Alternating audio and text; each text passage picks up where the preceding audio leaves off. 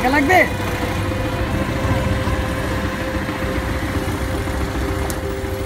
টাকা নাও, টাকা।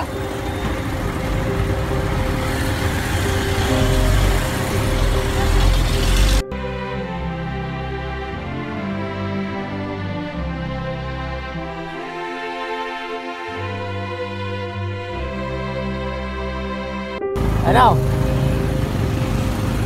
হাতে নাও, হাতে নাও। না না, আমি নিব না, তুমি রাখো, তুমি রাখো এটা। হ্যাঁ ঢুকাও, দাও দাও, তাহলে দাও। তাহলে নাম কি তোমার? হ্যাঁ নাম কি? নাম কি? নাও, আপনি নাও।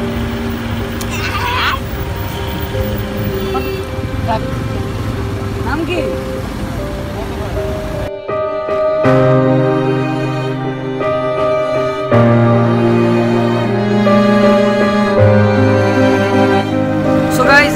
এইমাত্র একটা ছেলেকে আমরা খুব অদ্ভুত একটা ব্যাপার, প্রথমে আমরা তাকে 500 টাকা সাধলাম, বাট সে 500 টাকা নেয়নি।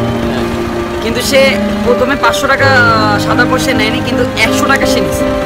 আর সে নেওয়ার পরে সে আগে মুখে নিচ্ছে যে আমরা, ও ভাবছি কি আমরা হয়তো ওর থেকে 100 টাকা দিয়ে মানে ওকে আমরা 10 টাকা বা 20 টাকা দিব, এই জন্য ও ওর মুখে নিয়ে আগে আমাদের জিজ্ঞেস করতেছে মানে কত টাকা।